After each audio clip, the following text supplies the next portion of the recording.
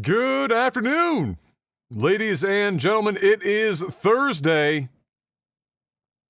There we go. Thursday, April the 27th, 2023. It is another Technical Alpha podcast. Glad you could join us today. Hopefully you had a wonderful week. If it's your first time here on the stream or listening to us on the RSS feeds because you accidentally pressed the download button, don't worry, happens to me too.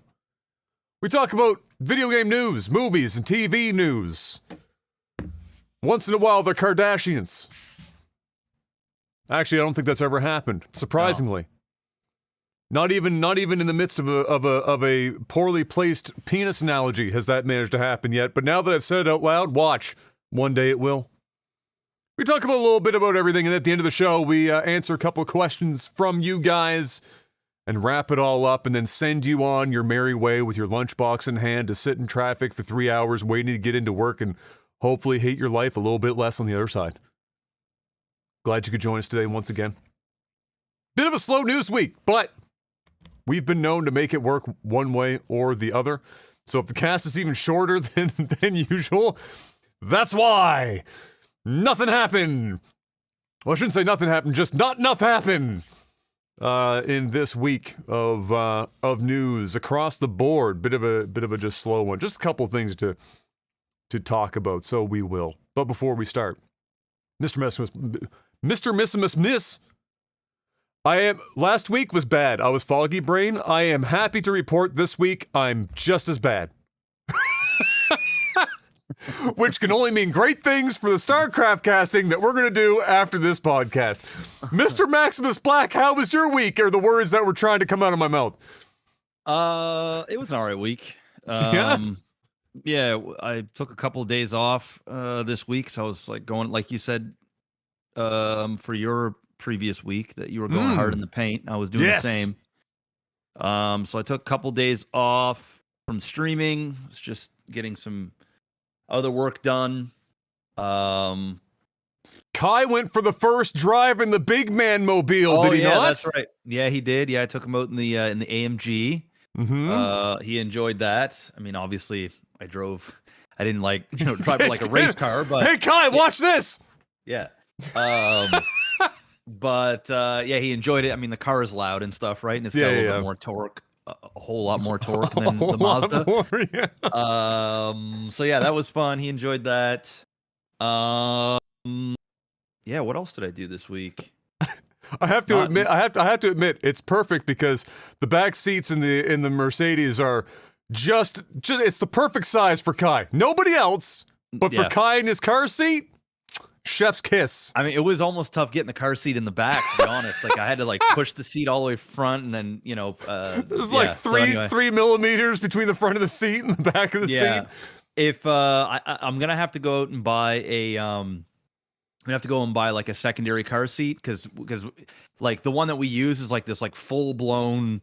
It's kind of like a stationary thing that's just got to stay in the back of an SUV. It's not really meant to be moved in and out. So I'm just gonna go and get like something a little bit smaller that's a little bit easier to kind of move in and out this summer because I'm gonna take them out yard sailing and stuff. Speaking of that, I ended up getting yesterday. I picked up the Ray-Bans. I wish I would have brought them down here. They're upstairs. I got these the camera. They're called. Hallie uses them, doesn't he? I think he just bought the pair. He hasn't used them yet, but I think he just got his like 3 days ago. I've seen. I think it was ironically, no shit. It might have been it might have been a Kardashian that wore them that I saw them the first time. That might actually be. But yes, they have it. The whole idea is that you can see they're obviously chunkier because they're doing things. But, they're built in, whatever the fuck. For taking video. Like these Ray-Bans that I have, these are kind of like thicker, but they're a bit more thick than this just because of. But they're housing really cool. some stuff. Yeah, they're cool. The picture quality, you can just take pictures by either voice command or they have like a little button on the side you can just kind of like tap. And then it takes like 1 minute videos as well, like up to 1 minute. So it'll be great for when I go yard sailing. Like it's very discreet. No one's really gonna know. It just looks like I'm wearing sunglasses. So I'll be able to like kind of get some footage of that. So I picked those up. They actually sound pretty good too. Like they play music. Like it's all synced up. The only shitty thing is you got to connect everything to Facebook. So like you got to download like a Facebook View app, and like all the shit gets uploaded onto like an app, and then from there you can do stuff with it. That's kind of whack. But outside of that, they're actually pretty solid. They look good. So I picked those up. Got a haircut finally. Took like 2.5 months. So yeah, I did a few things. I started with a personal trainer on Tuesday. So is that like a virtual one to use your at-home gym, or are you actually going in somewhere? No, I'm going to the gym. I got him 3 days a week for the next month, and then after that, it's tapered down to 2 days a week, and then I'll be able to do stuff at home. He pretty much said you're going to be dead. You're not even going to work out at home. Like, we're gonna destroy you. So, yeah. So which at 30, you are right now. It's anything and everything is gonna destroy your asshole. He could get your ass on a stepper for fucking 45 minutes, and you'd be crippled for the next week. So it's gonna be a real fucking trip. Yeah. So I'll report, tell you guys how I'm feeling throughout the week, and it's good because like Thursdays is one of the workout days. So like first thing in the morning, it's so by Thursday evening, I'm gonna be fucking. You're gonna hear me bitch every single week, but that's okay. And I didn't want to do it right away. Like I've been working out now for a little over 2 weeks, going on 3 weeks, just to make sure like I'm gonna stick with it and stuff. And so I was like, fuck it, and it just can get me out the house. So, yeah. So anyway, that's been my week. That's been my week. Nothing else. Wonderful. Yeah, nothing else crazy going on. I was going to say, there's only there's only 3 things certain in life: death, taxes, and Jeff planning a trip to the United States if his hair's cut. Are you actually going to the States anytime soon, or is this a regular haircut? Just a haircut, man. Wow. Just a haircut. Damn. A haircut. Yeah. Here I was thinking. No. If anything, I was going to go to the States but my partners there with the building that we were buying, they just came home from the States yesterday. I was going to go, but it was too short notice, and the flights were just so stupid expensive. I'm like, nah, guys, y'all can handle this. If I would have known like 2-3 weeks ago, I would have went, but like last minute, the flights were like $900. I'm like, and I would have been gone for 3 days. So I was like, no, fuck that. So yeah, I'm not going anywhere. Just got a cut to get a cut. They're charging a fortune again for these fucking flights, bro. It didn't take no time for them to come out the other side and be like, we got to make our money back, boys. Yeah. It's been a while. If you're going to the States, it's expensive. It's expensive. Yeah, it's dirty. My week was Elden Ring. I woke up, I played Elden Ring. I went to sleep, I woke up, I played Elden Ring, and I rinsed to repeat that bitch pretty much every day since the last podcast, with few exceptions. And I finished it. I finished it day before yesterday, and clocked in. It's always hard to tell because when you're a streamer, you've got the game running, and so you can't really tell exactly how many hours, but the estimate is somewhere in the neighborhood of 130 hours to get from start to finish. I did as much, basically how I did it, because I'm reviewing it. I wrote the review yesterday. Which was gong show because I haven't had to write a review in a while. I'm rusty as fuck, but I got her done. But the idea was that whenever I try and play a game on live stream that I'm going to review, the whole idea is that, obviously no spoilers as a baseline, but then also like we try to get rid of all backseating, because one of my habits as a streamer is to keep, not being silent the whole time. Sometimes I'll talk to myself out loud. I don't know if you do this too sometimes when you're playing games. You'll literally ask yourself questions out loud, like, I wonder what this is, or I wonder if this is connected to, this thing, or whatever. You're talking yourself through what's happening in the game. And sometimes people in the chat misconstrue that as you asking the chat direct questions for them to and then you're like, oh fuck, I just got spoiled like heavily because somebody thought. So we came up with this system where there's a safe word, much like if you're into whips and chains, but far less, far more degenerate in video game terms. So basically, if I'm asking a question directly to chat, I have to say the safe word first, and the safe word was hand banana. And so hand banana is said, it's invoked, and then you can answer the question that I'm specifically asking. Otherwise, don't do it. And you know what? It fucking worked wonders.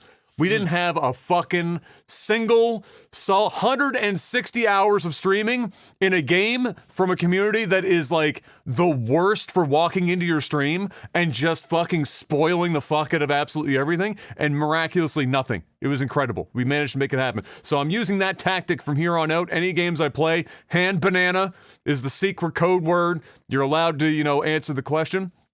So as it was great because I didn't get spoiled, and it allowed me to play the game as I would normally offline. And I tried to do as much of the game as I could.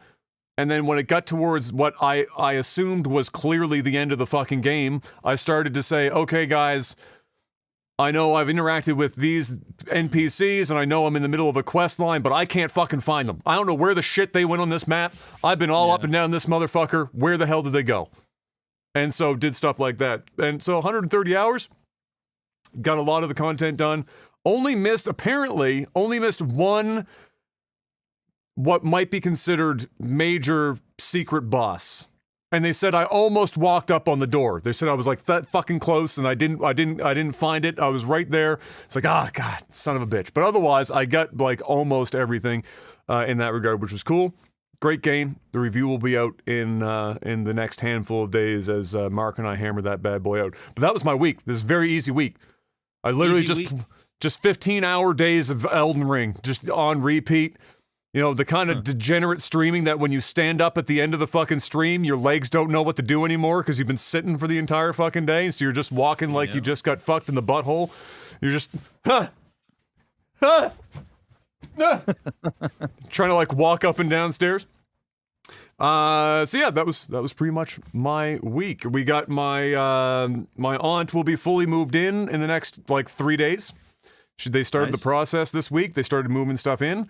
And so today before the podcast, so I was mentioning to Jeff, I was like, I'm gonna need another little bit here because I just got off the phone with, internet service provider and the fucking power company and whatnot, trying to coordinate that. And because this happened faster than we thought.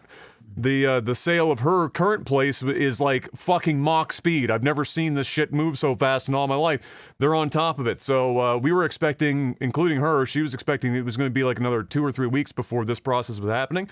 But she like messaged me 2 days ago. Was like, hey, so I'm in like in 4 days. I was like, fuck, okay, I'll start making some phone calls. So we managed to make that happen. And that was pretty much the rest of my week. And now it's time to talk about some video game news.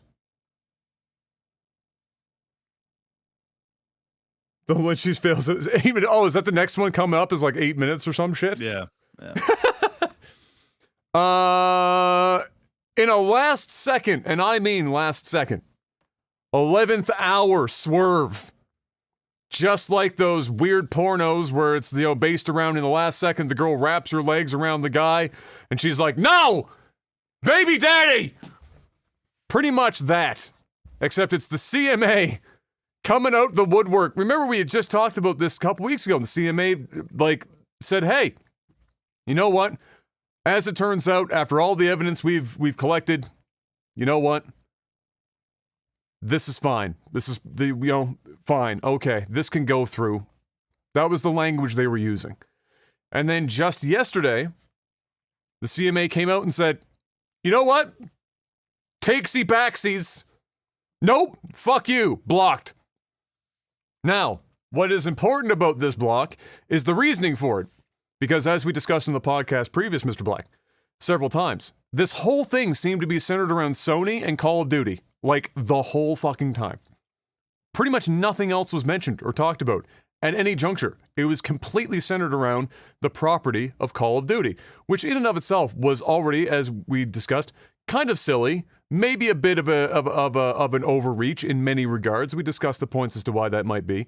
But that was basically the core of their issue. It was like, look, Call of Duty is fucking huge. If Microsoft just buys this shit, Sony is going to be, shit out of luck because Call of Duty represents a not insignificant portion of their revenue stream, having Call of Duty on their consoles. We just can't have it happen. And there was the whole thing about Jim Ryan not being able to keep his friggin' lips shut and all that and other nonsense we talked about. And then here it is, the 11th hour of the Switch, and the reasoning they gave had absolutely dick all to do with Call of Duty. What they ended up referencing was they said, hey, gonna have to block you but we're blocking you because of your cloud gaming market share. To which everyone said, what? What are you talking about? I mean, clearly Microsoft is in the leading group right now for video game cloud gaming market share because there's basically nobody in the fucking market. Google just left the market. Like 2 months ago. They said, you know what? Nah, ain't for us. Stadia's gone. See ya, bye. And then it was reduced down to Microsoft and Sony for the most part. There are other smaller, and I mean like mom and pop shop size situations in various places doing some forms. And then, of course, NVIDIA has theirs. But NVIDIA was backing Microsoft's acquisition in this deal. They were moisturized in their lane and living their best life. They didn't give a fuck. Predominantly because Microsoft said, hey, we'll keep putting games on NVIDIA's friggin' platform. We don't really care. And so NVIDIA said, great, we're in. But that's what the CMA said. It said, hey, we don't like it. Too much. And ironically, it grew when Google folded. So in some indirect way, Google backing out of the market is somehow part of the reason why the CMA is blocking Microsoft's Activision Blizzard buyout. With that being said, Microsoft is appealing this, which I don't blame them, because essentially, you know, they're for all intents and purposes, they're making this decision based on theoretical future entrance into the video game cloud gaming market. It can't be based on who's in the market right now, because as I just mentioned, pretty much everyone except for maybe Sony, from a cloud gaming perspective, doesn't fucking care. They were all signing papers that said, yeah, fucking, we're good. Let it happen. So this CMA decision is clearly based on non-existent at this time theoretical future companies that may or may not enter the space or may not, with or without this acquisition, ever be able to get enough steam for this competitive edge to matter at all. And really, Mr. Black, if I had to ask you what you thought the odds are that some company that wasn't Google already, because Google is in and out, what are the odds that any other company is going to come in that isn't Sony, who is already there as well? Who's going to come in that even if Microsoft doesn't get this acquisition, has any fucking hope of outgunning Microsoft in cloud gaming? Like, what, does that even exist? No, I don't think so. I mean, unless Amazon decided to get into it, it's the only... It's about it, right? That's about it. So, like Amazon, Netflix, maybe... Because, you know, from the streaming perspective, you know, they would have, you know, they would be, but I think Netflix probably uses Amazon servers. So really, we're just still talking about Amazon for all intents and purposes. They're the only company that I could see even attempting to get into this market. But even that is a stretch. Like, I would say the probability of that is like less than 20%. Yeah. So. There's only so many players that could feasibly, because of the cost, ever hope to enter into this in a way that would become a competitor, right? Yeah. And Amazon is, at this point, since Google is out, Amazon's pretty much it. Because, I mean, the only other person or company that owns substantial infrastructure in this neighborhood is IBM, and IBM is not about to fucking enter that market. No. It's just, the odds of that are basically zero. I'll never say zero, but it's basically zero. So it's just a very interesting move, and it's a very interesting move not only because of their decision of why it was happening, but also, of course, the timing. And there's all sorts of shit floating around.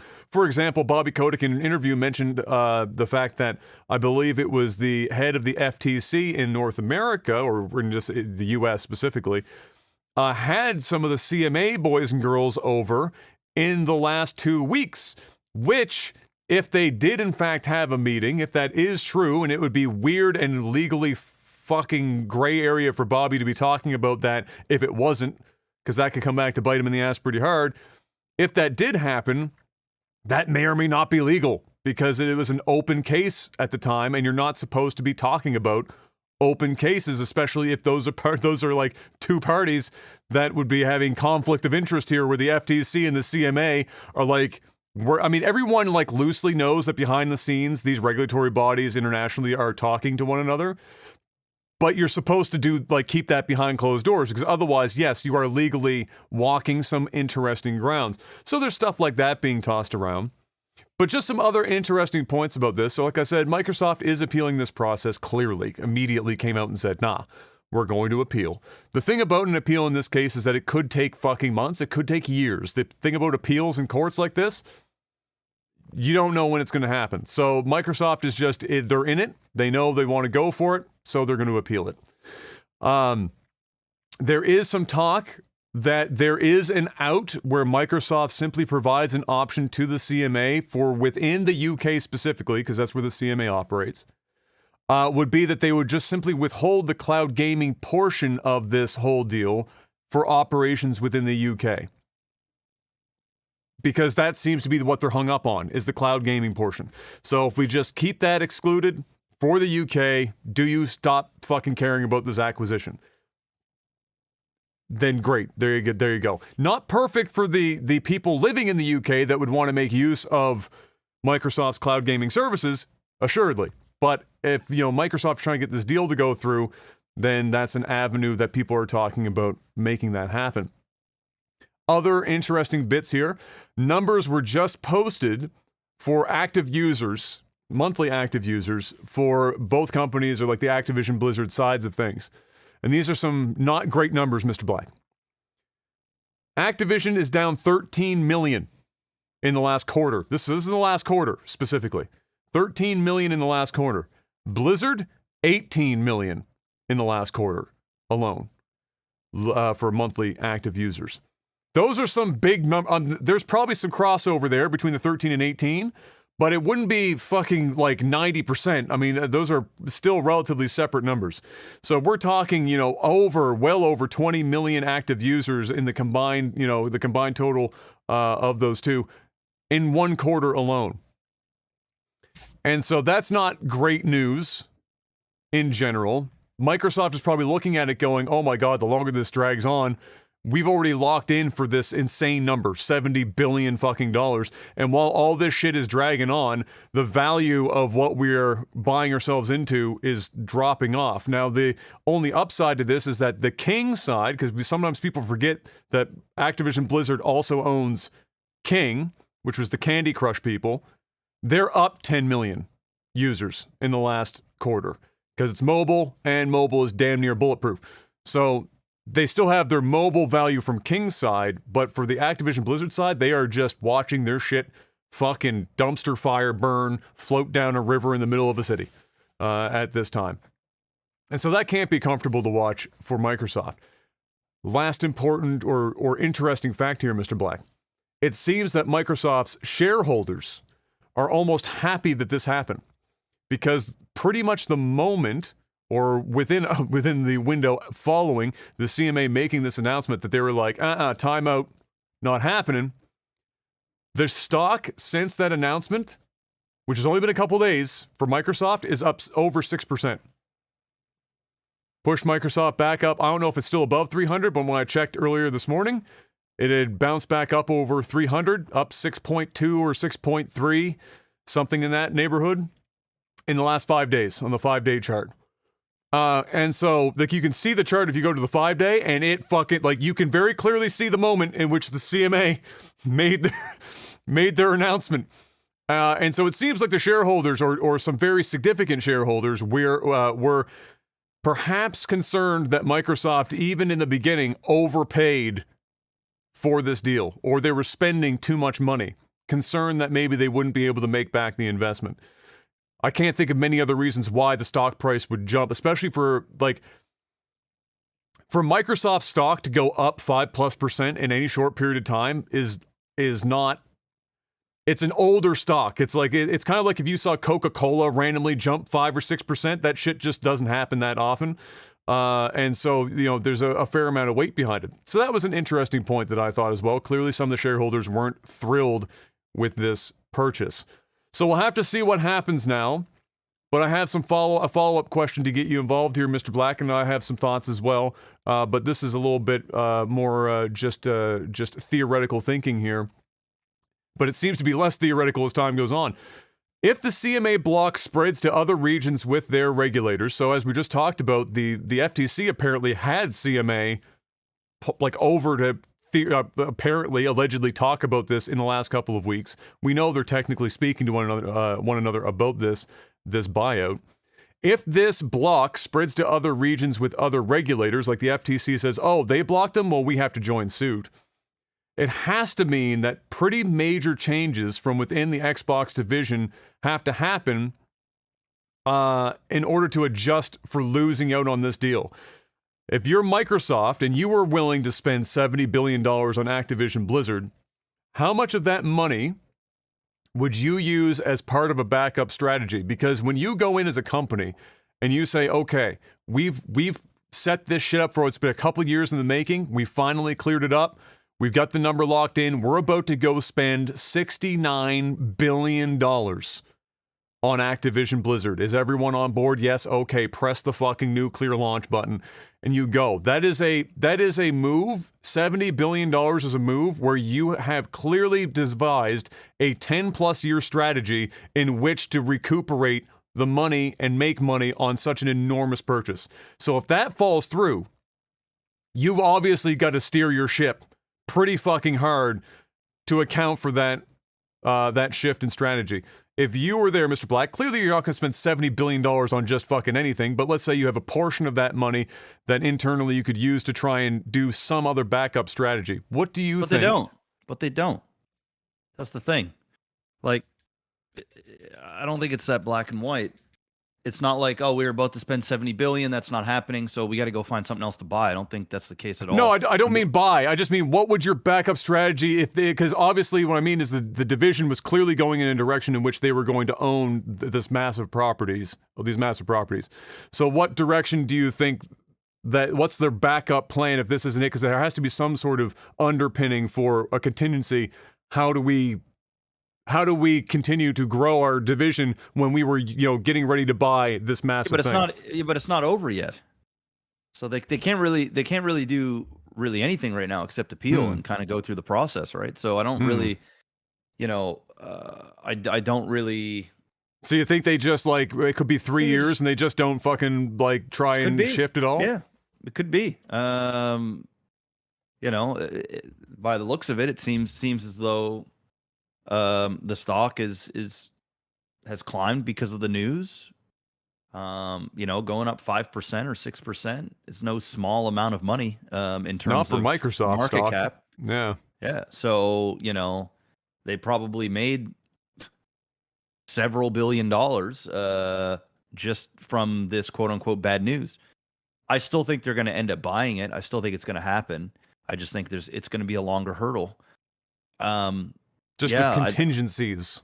Might be. Yeah, there might be a middle ground. This might be just an excuse to slow the process down. There might be some underlining workings with Sony. There might have been, some lobbying that's been going on. Maybe there's some, I don't know. Who knows? It's pretty much been a 180. I don't think anybody was really talking about that. And to be honest, even that Stadia is gone. I don't really think that would have changed anything. Really, I think even if logically Stadia was still it doesn't running, really. Yeah, I think if Stadia was still here, the same outcome was going to happen.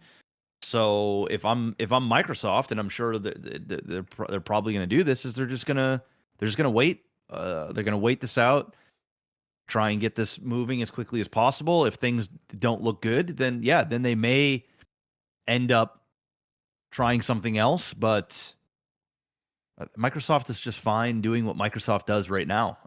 So I don't really have the right answer for it. The stuff is kind of above my head, above my pay grade. But I don't think they're going to do anything. I don't think they're going to go buy another company. I don't think they're going to open up this new division, and instead of taking $70 billion, they're taking $15 billion and going and fucking off and doing some.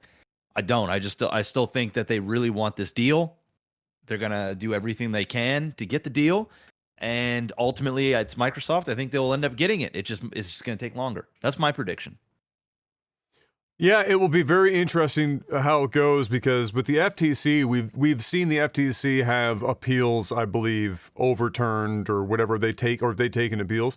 The CMA seems to be a little bit more fucking stiff in that regard, and so if there were contingencies to be made, then it's likely to happen in the UK specifically more than anything. Yep.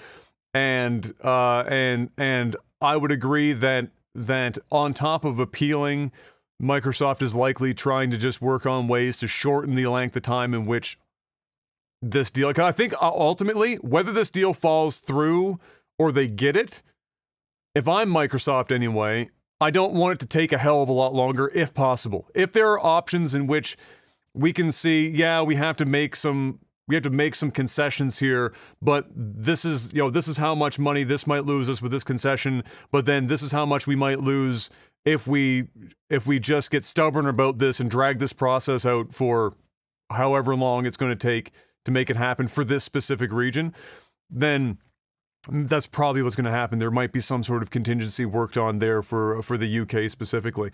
Otherwise, yeah, I mean, the thing is that even with the money that they had, like let's say this falls through, you know, the thing that we've chirped on Microsoft several times for is that they have so many studios under them with so many intellectual properties that they have not even touched in years since buying out studios and publishers over the years that they have that are major intellectual property. There's lots of opportunity for them to do it. They don't seem to want to fucking do that. What they want to do is buy people, and if those people have a property that's hot right now and not a property that was hot 15 years ago, and roll the dice on whether that property could work again in 2023. And so clearly in this instance, it's Call of Duty and Mobile Division in this deal is clearly what they're hunting after. And so yeah, we'll have to I guess wait and see what the next steps are for them. But things are moving in very interesting ways, and certainly it could be even more interesting if Bobby was if Bobby's information is correct, and the CMA was in the States with the FTC talking while this proceeding was still ongoing.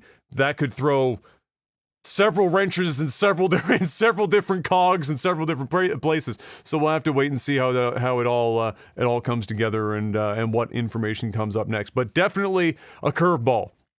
I know. After their last announcement, it certainly seemed like it was going to go through. Next up, FromSoftware, the developer behind the game that I just spent most of my life for the last few weeks, making my way through Elden Ring. Previously announced Armored Core 6. I think we briefly talked about that when they gave the little teaser announcer for it quite some time ago now here on the podcast. It got an official trailer today. This just came out earlier today, and the game is called Fires of Rubicon, which is a pretty fucking hardcore name. I'm not going to lie. That sounds pretty fire. No pun intended. And even got a sudden release date of August 25th. They're not fucking around. They just low-key said, hey, we got an Armored Core game coming, and now it's just coming out this year, August 25th.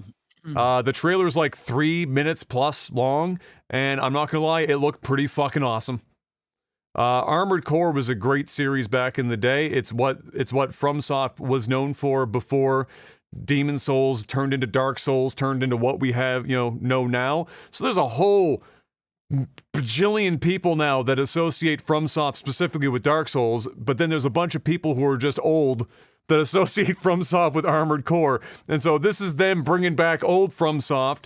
And from the looks of the trailer, it's clearly not like, the first thought somebody might have is, oh, they're going to do Dark Souls with robots, which is like a really obvious play if they wanted to go that route. You can tell that there are some aspects in which they have, like for the combat, where they're applying some of the design elements from the Dark Souls franchise. There's no doubt about it. But in general, it's just another Armored Core game, and it looks fucking great. And I bet you it's going to be a pretty big hit. It's not going to be, I don't think it's going to be Elden Ring fucking big or some shit, but I think it will do very well for them, because who the fuck doesn't love mecha fucking combat. Shit's just blowing up. It's got a little bit of the Dark Souls vibe where you got enemies filling the fucking screen essentially. You got all these amazing weapon systems, lots of customization available for your suit, for your Gundam, if you will. And so I think it's going to appeal to a lot of people, and I think it's going to do relatively well. That trailer looked pretty fantastic. And the thing is now, this has never been a better time for them to randomly bring back fucking Armored Core. FromSoft was like worked its way up out of obscurity, making games that were more or less, cult classic type situation, Demon Souls, Dark Souls. It wasn't until Bloodborne hit where they kind of broke into a more mainstream situation. And Bloodborne did very fucking well for them, despite only being on the PlayStation. That sold PlayStation consoles, no doubt. And people are still asking for Bloodborne to get ported to like literally fucking anything, and Sony must be paying them real well because they are not putting that bitch on anything. And then Elden Ring comes along, and George R.R. Martin attaches his name to the property, and that just fucking sent them to the stratosphere, and they have sold so many copies of Elden Ring that you can properly call them a mainstream developer now, and well-known and well-respected by players and critics. And so never a better time to say, okay, let's bring back a title that we had in the past. We're not completely, doing something completely new here, but we're going to be able to apply all the stuff that we've learned along the way to make us popular and implement it in this game. And so, even though I haven't played Armored Core since I was like fucking 6 years old or some shit, I don't know how old I was, but it's been a long time. I am looking forward to this. I'm looking forward to see FromSoft do something that isn't Dark Souls or a Dark Souls game, because they did Sekiro and all, but ultimately they were all Dark Souls. It's just slightly different paint. Bloodborne is Dark Souls. Sekiro is Dark Souls. Dark Souls is Dark Souls. Elden Ring is Dark Souls. It's just all slightly different variations. So this should be the biggest departure, and it will be really fun to see how they do with it. You did play Elden Ring, Mr. Black. You did get your way into Elden Ring. Do you think that you wouldn't mind dipping your toes in what FromSoft might be able to do with robots instead of swords? Well, I shouldn't say that because there are swords with robots.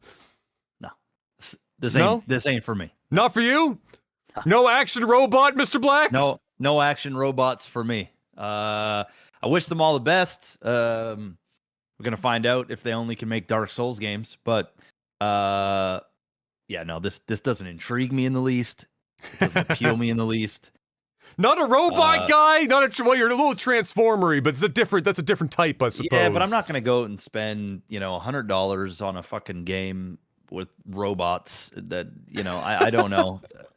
Once again, it's just not for me. I mean, I'm not saying it's gonna be bad. That's fair. I did play some like Mech Warrior and shit back in the day, but that's a proper mech sim. That Mech Warrior is some proper shit. Yeah, I mean, I wish them all the best. I really do. I hope it's a big success because the developers are great. They got a good team over there. Obviously, they know what they're doing. I'm sure the game will be competent. It's just not my cup of tea. It's like asking me to go and buy like the newest baseball game. You know what I mean? It's just like it's not my thing, or like the newest hockey game or the newest racing game. It's just something I typically don't do, and I don't really look at video games the same way I look at movies. Yes, of course. For example, if this was a Quentin Tarantino and he created these Dark Souls genre movies, and then he came out with something that was completely different, and this next thing is going to be like, I don't know, like a romantic comedy. It's not that I don't really like romantic comedies. The thing is when it comes to Quentin Tarantino, I'm going to go out and see because I like him as a filmmaker. But when it comes to video games, for me, it's just a little bit different. I usually just look at the IP, and it's like something that I gotta physically play. And if it just doesn't speak to me, I'm not going to do it. Movies for me are a bit different because I like all types of movies, and I'm if you can penetrate the heart in some way or get me hyped up or whatever, cool. I just don't get the same the same So feeling. you're for a games. case by case basis with games, but you don't subscribe to a developer per se, in the sense that anything a developer puts out, you're not going to with Blizzard. I used to with Blizzard, and then I got burned. So like, now I'm just like, and there is no other developer out there that I'm like, oh man, whatever they make, I gotta go buy. Even when it comes to Rockstar, or when it comes to The Last of Us, fucking Naughty Dog, both fantastic companies that create amazing games. It's just the game's got to speak to me. It's got to be my genre. I got to enjoy it for me to go play it. Blizzard, it used to be just like, you come up with anything, I'm there. I'm gonna at least try it, but no, not anymore. I think I asked you this already, but that you're not anymore for Diablo 4. I'm assuming you're not gonna. Fuck no, I'm not touching that. There's not a chance in hell. It's not a chance. That was such a swift response. No thought. No thought needed. Shout out to I believe the pronunciation. I'm probably wrong, but I'll take the fall in this, Mr. Black. Yarda with a super chat coming in from I believe that might be Czech. I don't know how much that translates to. I'm going to assume it's 2,000 Canadian dollars. So I'm going to thank you for paying my mortgage this month. It's 16 Canadian dollars. Let's go. Thank you very much, Jorda. We do appreciate the support here on the podcast. Yeah. So there you go. I am definitely intrigued with how many copies this will sell based on how well Elden Ring is done. Nowhere near as many as Elden Ring. No, will not be as much as Elden Ring. A fraction. But I want to know how it does versus something like Bloodborne. That's my interest. Is like how does it stack up? I don't think they're selling more. I don't think they're selling more than 1 million copies. You don't think they can get more than 1 million off Armored Core 6? I don't think so. Oh, I don't think it's going to sell I don't think it's going to sell a ton. I think there's a good chance they hit 3 for Armored Core. God damn! How big is that game? I mean, maybe I'm out in the fucking clouds here, but Jesus. At $100, I think it's because game was like $39.99. I'd be like, okay, $100 AAA title, Armored Core 6. Yeah, I think it's going to do 3 mil. 3 million. I think it's going to do it. All right, hell yeah. And we don't have to wait very long because they fucking dropped this shit August. They wasted no time. Jeez. They pulled the classic, announced it 6 months before the release. Armored Core 6. Watch the trailer when you have a moment there. It actually looks pretty fucking badass, bro. I'm not gonna lie. I mean, Jesus. I think it could probably do 3, because if Elden Ring never happened, I would agree. It's like Bloodborne and stuff, and Dark Souls 3 did really well. It would probably sit somewhere around 1 million copies. But Elden Ring holds such fucking weight now, and FromSoft is so attached that I think there's a good shot that even though people have never played, like a lot of the players that played Elden Ring, probably never even fucking heard of Armored Core. Like they're looking at the 6 on the end and went, wait, where the fuck was 1 through 5? Like we're talking about people who have no clue that Armored Core existed. I still think that just on the weight of Elden Ring and FromSoft, it could push 3 million, especially if it's good. Like that's obviously, as we always say here, is the game good? If yes, sell game. Like that's often the case, but I think it's got. I think it's mainly it's just going to mainly be like a multiplayer game. Like no, this is a single player mecha action. You customize the suit, weapons, the look of the fucking suit, the whole 9 yards. Mission structure, you can see in the trailer, there are like big fucking battles that resemble Dark Souls style, interactions. Bit of bullet hell in there as well, which is also Armored Core. There's a bit of a third person version of a shmup, a shoot 'em up, kind of a bullet hell. It's a lot. And it's got a little bit of story in there. It's the campy-ish kind of robot anime type deal, and visually looks fucking phenomenal though. Like Jesus Lord, it looks pretty fucking good. Does it? Yeah, I'm not talking in terms of like straight fidelity, because FromSoft is never like FromSoft isn't Guerrilla Games making Horizon Forbidden West or Naughty Dog making Last of Us, but their art direction team crushes everyone, dude. Like the character designs in Dark Souls games and Elden Ring and weapon designs and art. Great. I get it. So it's the art direction is carrying more than just the pure technical performance. Yeah. Of the game. We'll see. I just watched the trailer. We'll see. There you go. I'm not even any more hyped. It just looks. But you have to admit, it doesn't look bad. It looks like it could probably be pretty good. Yeah, I mean, yeah, but I'm still just not sold. Just not sold on Armored Core. I'm not sold on this, man. I'm not as hyped as you are, bro. I mean, I'm not like super excited about it. I'm just interested to see how it does because it's finally not Dark Souls. Like this is FromSoft finally saying, "Fuck it, it's still our property, but we're gonna finally not do Dark Souls for like 1 minute. Let's see how it happens." And so we'll find out in August just how it comes together. But yeah, I'm sure there's lots of people going, "Where the fuck was Armored Core 1 through 5?" It's just not a game a lot of people know about. Even if you're old enough, you probably don't know about it. Guerrilla Games, speaking of Guerrilla Games and Horizon, announced that they are, perhaps unsurprisingly, working on the next Horizon game. Shocking that they do that, but they are. Which can only mean that maybe this time they'll find a way to not release it alongside FromSoft's next Souls game, or worse than that, the next Zelda title. They have picked the worst fucking release schedules for their games. I'll give it to them on the first one. They didn't fucking know. They got caught with the Breath of the Wild shit. It happens. Horizon Zero Dawn comes out. It's lauded as one of the greatest fucking games on the PlayStation 4. And everyone thinks it's fantastic. And then Breath of the Wild comes out and it's the same genre, very similar, like aesthetical, like the whole 9 yards. And nobody talks about Horizon Zero Dawn as soon as Breath of the Wild comes out. It's fucking toasted. Breath of the Wild wins like every Game of the Year award. Everyone forgets Zero Dawn exists. Down bad in 4K. Next game, Forbidden West. Release date, 2023. What comes out? Tears of the fucking Kingdom. Get fucked. Also Elden Ring. Double fucked. Like, they just cannot choose the right year. So maybe one of two things happened. One, they finally get it right on this one, or just gamble the right thing.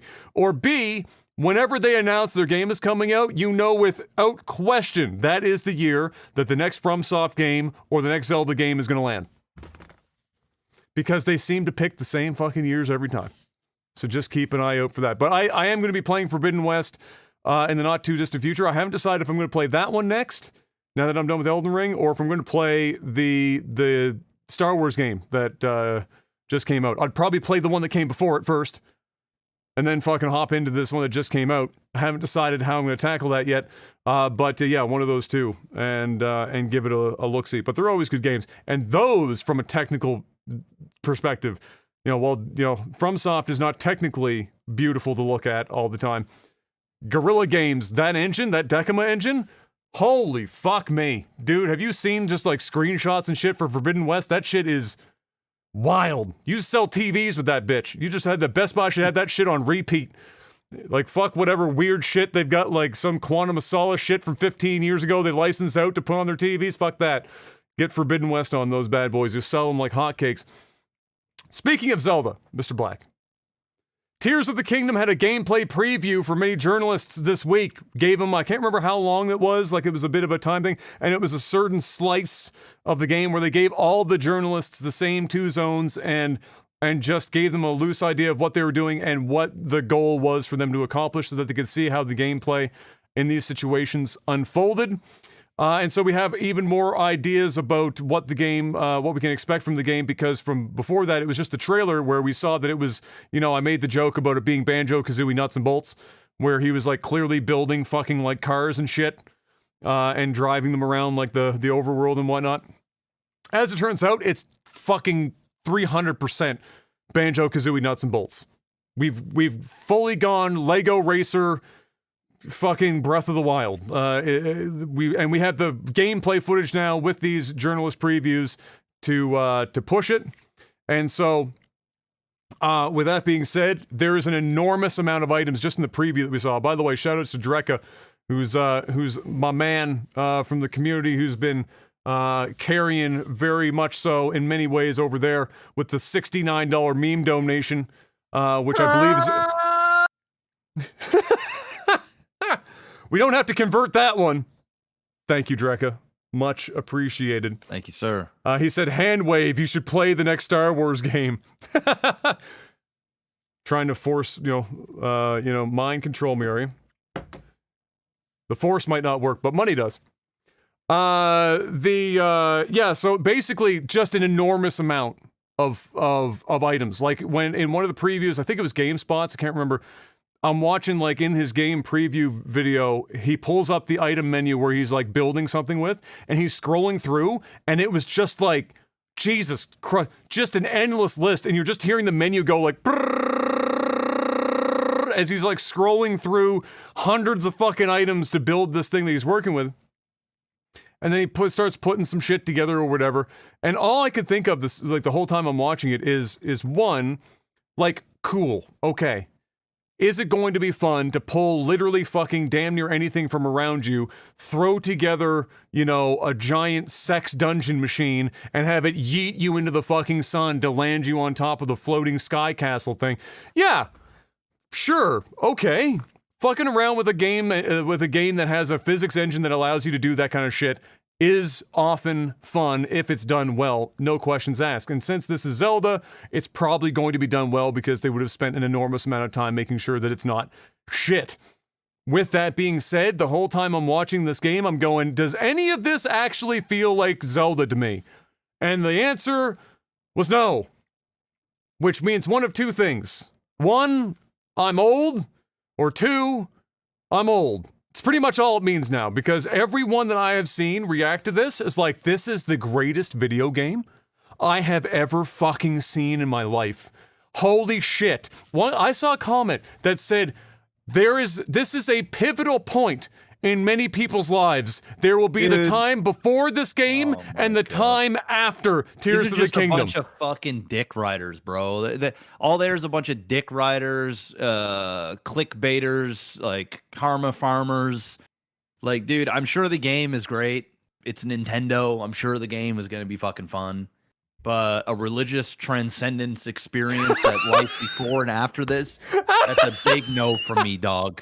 All right, let's be real. Especially for building shit. Like, come on. Not even Ocarina of Time is that level of fucking transcending. It's true. People never talked about it that way. Game. Yeah. No, like, Jesus Christ. Like, I'm sure it might even be a classic. It might even be the best game ever made for the Switch. All right, cool. But, like, come on. Fucking get off the fucking Kool-Aid. Holy shit. So anyway, watched it, and like I said, it all looks very impressive. Like, clearly it will be fun to do that kind of shit. It's just, it will be an even more exacerbated version of Breath of the Wild for me, where I played Breath of the Wild and I was like, all right, this is a good game. It just isn't Zelda to me. I just can't get my head around the fact that this is supposed to be Zelda, and this is even worse than that. It's like they watched, ironically, the content creators that were posting videos in which they were breaking the physics engine in the first game, in Breath of the Wild, to do weird and wacky and crazy things, and saw all of the people that were watching, again, ironically, the content creators' content, and going, ha ha ha, yeah, nice shield slide, bud, ha ha ha, and went, what if we just fucking made the whole game that? And now here we are. That's pretty much what it looks like. And so, lots of people excited, clearly. And so I'm just an old, jaded asshole that just wants some Zelda that actually resembles Zelda. We still, in fairness, don't really know what the dungeon system looks like. The odds of it being traditionalist, even in the most remotely bare ways, are not high, given what we're seeing. But in fairness, to say it, we don't fucking know yet. Just gonna have to wait a little bit longer to find out. I will say this, and I'll have this as an open-ended question. Since I'm an old man pining for something that resembles what I consider actual Zelda, I wonder if them continuing to go in this direction with the Zelda franchise, the mainline Zelda franchise, is going to end up leaving room for someone else to fill the gap with a Zelda clone that follows a more traditional design element of the previous to Breath of the Wild games. There's always been, bits and pieces of Zelda clones that have existed. Darksiders was famously like basically a death metal version of fucking The Legend of Zelda for all intents and purposes. But what if Zelda clone properly came up and said, all right, they're clearly just like, they're going in this direction the fuck over here. What if we just fill the void that they're leaving in their wake over here and make a high fantasy, lighthearted, whatever the fuck, and call it The Legend of fucking Belda, a dink to the present, and then just fucking push that shit, and just push that shit out the door. Do you think there's a chance that somebody might take advantage of what they're doing with this, or do you think that Zelda fans have just completely moved on from that, and there's not a big enough market for that to be successful? I mean, my gut reaction is no, that you're not. Adam, bro, we're old, man. It's true. We're just old. We're just it's old. True. Listen, Zelda has evolved, and I use quotations like a Pokemon. Yes. It's changed, and it's immensely successul, Mm-hmm. which means the old version It's is dead. dead. It's gone. It's gone, Adam. You gotta let it go. You gotta let it go. It's like it's that child that's grown up and they're out on their own now, and they've got they got their own life. You can't control it anymore. You did it for the first 18 years. Now it's over. Let them spread their wings, so to speak. That's it. And there might be some indie developers out there that like love the old Zelda, and they may come up with a game, but is it going to be immensely successful and commercial? Probably not. Because at the end of the day, Zelda is the IP is what people carries want. the weight. It carries all of it. And, Nintendo just does a good job at making good, competent games. They might not be the good, competent games that we want from them, but the masses do. So, no, it's over, Adam. You'll get remakes or like an updated version of the old games that they'll resell you. And you'll buy them because you want to replay them and you want that old Zelda feel. But the next Zelda after this is going to be more of this, just with more. So Zelda's just going to become a Half-Life 3 like physics engine sandbox. Yeah, it's like an action RPG out there now. It's like this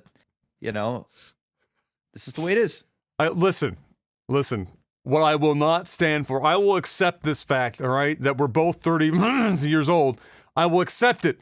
What I will not accept is that invariably the man that is out there talking about how there is life before and life after this game release, that guy's just on the Kool-Aid, man, is going to be like, how has nobody done any of this before? Zelda's the greatest fucking franchise of all time. And then if anyone else does anything similar, they're going to go, Tears of the Kingdom clone, and everyone's gonna forget about Banjo fucking Kazooie, Nuts and Bolts, and Lego Racer that walked so that Zelda could fucking sprint into the fucking future with 30 million copies under their fucking belt. And damn it, it's the fucking worst. It's like Genshin Impact all over again. Fucking anime or animu of the wild. Man, I wish I had that feeling for a video game, man. For real though, like, where's my religious experience? Seriously, man, like, the thought of waking up in the morning and just like fucking absolutely jazzed to run downstairs to go and play this game because it's like transcending and it's like a religious experience, and there's life before that and after that. Give me some of that. Put that shit in my veins, man. Hook an IV up and just fucking douse me with it. I'm here for it. But Zelda, that ain't it for me, bro. That ain't it. I don't know if there's any game out there that's it right now. But that's definitely not it. Stormgate's gonna be it, but that ain't gonna be it either. No. It'll happen someday. I hope. You just won't expect it. I hope. It'll come out of fucking nowhere. It's just the way that it will work. It's just the way that it works these days. But yeah, it's true. I want my religious experience. Seriously. Fuck me. Let's see. Yeah, all right. Well, we get to move on to the last piece here. Have to give credit where credit's due, Mr. Black. This is nice and tight little wrap up to the video game segment. I have to give credit where credit is due because we shit on them all the fucking time. Electronic Arts, EA. EA Sports, it's in the microtransactions, is on a pretty good streak as a publisher recently. And so I just had to let them know that I appreciate that they're not just pumping out dog shit on a regular basis. They're doing pretty good for themselves. It Takes Two, Dead Space Remake, Wild Hearts, and Star Wars Jedi Survivors, basically all within the last, calendar year, or, even shorter than that. All with great critic and user reception. So all I'm saying here is, congratulations. Don't fuck up the rest. Okay? Hopefully they can keep it going, maybe get some of this good mojo into their sports games while they're at it. Also, for the love of God, some of that mojo go into what we talked about before, which is Mass Effect and fucking Dragon Age 4. Both 4s. I still don't know why they're doing both of those at the same time. That's some fucking dumb. BioWare needs to get off the fucking crack rock. That shit's fucking stupid as hell. Imagine Dragon Age and Mass Effect simultaneously. Who internally said, yeah, we got the manpower for that? No, you don't! You barely got Inquisition out the door, and Andromeda looked like it was made by high school students when it first launched. What the fuck are you on? Both of those at the same time. Get it together, would you? You know who does have it together, though, Mr. Black? Our sponsor. And it's time to sell out for them. Absolutely. It's nordvpn.com/OTT. Head on over there, get yourself a 2-year subscription, get a massive discount when you use the promo code OTT, plus 4 bonus months on top of that. Guys, it's that time. Stay safe, stay anonymous when you're on the internet. If you got Netflix, you want to watch some different regions, you can do it at the click of a button using NordVPN. You can get that for your smartphone. You can hook it up to your TV, your Mac, your PC. They've got an app virtually for everything. And if not, you can hook it up directly to your router so that everything in your house has a masked IP. Guys, it's less than half the price of a grande cinnamon dolce latte at Starbucks a month. All right? Soon to be a quarter at the rate we're going. Soon to be a quarter. Exactly. So head on over there. It's a great way to support us, the sponsor, and yourself all at the same time. There's people out there looking to get your information. They've got an app for the desktop that runs in the background called Threat Protection. It'll protect you when you're scrolling the internet so that you're not getting hit with malicious pop-ups. It'll detect and remove malware on your PC along with a slew of other benefits. And that comes with your subscription. So make sure you head on over there, nordvpn.com/OTT. Guys, they're supporting the channel. If you don't have a VPN service, think Nord, think the promo code OTT. Keep it going for us. Keep it going for you. They've been in the game for 11 years. They know what they're doing. The servers are fast. I haven't had anybody complain. I use mine all the time. And you better too. Head on over there. Link is in the description below. Also, if you want to support directly, you can head on over to patreon.com/legtv. We got the dollar menu up. You can throw a buck or infinite. It doesn't really matter. Head on over there. Show some love if you can. If not, that's okay. Hey, it's fine. Just make sure you hit the like button here. Make sure you leave a comment. Help us with the algorithm. Spread it around. We're doing StarCraft again. Reward it. All right? That's it. That's all the selling out I got. And now it's time for movies and TV. Looks like Mario is crossing that $1 billion mark this week, Mr. Black. I believe the last I read, it was projected to be by Friday or the end of the weekend, somewhere in that neck of the woods, was the estimated time arrival for the $1 billion mark. Wonder how much steam it's got left in the tank. Do we actually have a more recent updated figure, or is it still kind of the latent last weekend numbers? No, yesterday it was 901.2 million. So Woo! we're about 100 million off of end of the weekend. Yeah, it's possible. It's what day is it today? It's Thursday. It's possible maybe by Tuesday. second or the third. It'll get there. So I said how much. 1.1. I said 1.1. What did I say? 1.2 I think you said or 1.3? 1.3. I think you said 1.3. I might have said 1.3. That's lofty. I think it might be somewhere in the middle.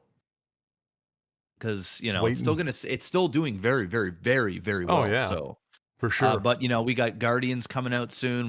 There's some movies coming. Some competition. So yes, on the horizon, for sure. Shigeru Miyamoto confirmed that there is no doubt there will now be more Nintendo movies. Shocking revelation. Thank you, Mr. Miyamoto. After making a movie that made $1 billion, we can safely assume more Nintendo movies will be made. And you know what? They will also probably make $1 billion. Congratulations. I wonder what they do next. What do you think after this movie? What do you think of all the Nintendo properties they could pull from? What do you think their smartest follow-up to this movie is? I haven't seen it, so I don't know if this is the thing where they're like, we're going to make 3 fucking movies in this specific timeline or whatever the fuck. But like, what do you think their smart move is after the success of this one? Nintendo-wise, oh geez, I think they're just gonna do a spin-off. I think they'll keep it in-house. So like it'll be, maybe a Wario movie or some kind of under Mario. I think they'll kind of keep it there. I don't think we're gonna see something like, somebody said in chat Donkey Kong. I mean, it's possible, but I don't think it's as big of a property as say Mario. I think you might maybe see, they could go crazy and they could do something like a Kingdom Hearts where there's a lot of different I don't mean the story, but I mean like they could do some sort of like Nintendo-esque film where kind of like that remember Wreck-It Ralph. Yes, yeah. They had an animated thing, and you would go in. There's all kinds of different properties and different things in there. They could do like Mario World, or like Nintendo Land or some. I don't fucking know. And they could have things like Donkey Kong in there, things like whatever other Zelda and different. But I think if you're gonna get, I don't think there'll be a Zelda. I think if you're gonna get a Zelda, it's gonna be live action. I don't think you're gonna see an animated thing, but I think they're just gonna make a like number 2, kind of like what Sonic has done. They'll make another one. I mean, I didn't see this Mario movie yet, so I don't really know how it ends. Metroid, don't think so. No, I don't think so. Luigi, yeah, you might even get like a Princess Peach film. Like because the whole Princess Disney shit. So you might end up getting that, but I think they'll just keep it in house. They somebody said in chat said that it indeed does have a sequel hook. So if they wanted to, yeah, they could roll with that. It made $1 billion. You're getting a sequel. Yes. And yeah, spin-offs. I think the most obvious ones are Luigi. Yep. Clearly, Princess Peach with her own star. She's the center of attention even more so than in this film. I think if there was a Donkey Kong film, it'd probably be like the 3rd or 4th film that they'd get around to doing. I think that they would need to have him play more of a role in another successful film that they have, and then give him more of a spotlight. And yeah, I mean, but otherwise, if there's a sequel hook, it made the money. Even without a sequel hook, it made the money. It's going to get some form of a sequel one way or the other. But there you go. Miyamoto saying, hey, we're happy with $1 billion. You're getting more. The Equalizer 3, Mr. Black, Mr. Denzel Washington. Perhaps one of his most well-known roles is playing the man, the Equalizer in these films. Saying that this is apparently listed as the last one, which of course makes a hell of a lot of sense. And nice to wrap it up on a 3, as always. But yeah, looking forward to that. You're a fan of Denzel, which means I'm sure you're a fan of Equalizer. Yeah, I enjoy the movies. I saw the previews. or the trailers. It looks like another Equalizer movie. Yeah. Yeah. I mean, it's Denzel Washington. He plays that role in. I mean, he's Denzel Washington. Many. He is, in my opinion, he's the greatest actor, maybe of all time. So he's definitely top 3. I mean, so he crushed. He could be in the world's shittiest movie, and it's going to be watchable just because it's Denzel Washington. So the only downfall about the Equalizer is it's John Wick exists, and the Equalizer is it's not a John Wick movie by any means, but it's one badass dude that it's more methodical than John Wick. Yeah. Like, I think John Wick has gotten so good that this might feel a little underwhelming in comparison, but we'll see what the story and stuff is like when I watch the movie. But I'm excited. It's not going to make as much movie as a John Wick will, but they all make money, and it'll be good. It'll be better acted, but we'll see. The Flash is going on ahead, as we've discussed before, with Ezra Miller, and the latest trailer has Michael Keaton suited up, bringing the nostalgia. And unfortunately, the only downside, of course, to this, where Mr. Keaton is suited up, other than the most obvious of all reasons, is that they had to give him the shitty, cheesy fucking line in the godforsaken fucking trailer. Do you see this trailer? Of course. For fuck's sakes, why do you have to say something so damn couldn't have given something Batman? No. It was where he was you want, what was it, something you want to get crazy, we'll get crazy, or some similar fucking situation. Anyway, it was terrible. They could have gave him something written a little better than that. But Keaton's voice as Batman is fucking, that's the GOAT Batman voice as far as I'm concerned. I mean, Ben Affleck's in this too. There's multiple Batmans. Yeah, so I hear it's really good. I've been hearing really, really good things about it.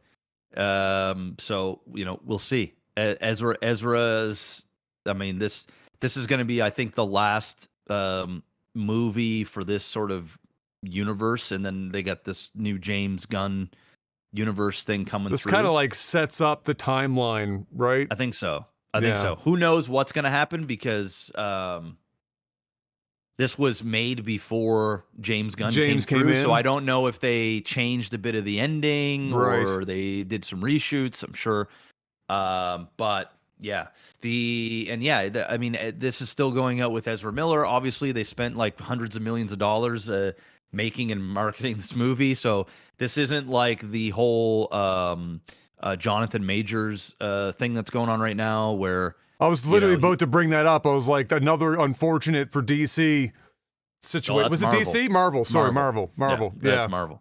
Yeah. Well, the Jonathan Major one is kind of is an even bigger deal, because his Kang is not only quite an arc, right? In multiple movies. It's the whole fucking phase is revolved around him. In fact, this next season of Loki revolves around him. It's already filmed. It's done. Lord. Everything revolves around Kang, and the character is incredible. And Jonathan Majors is amazing.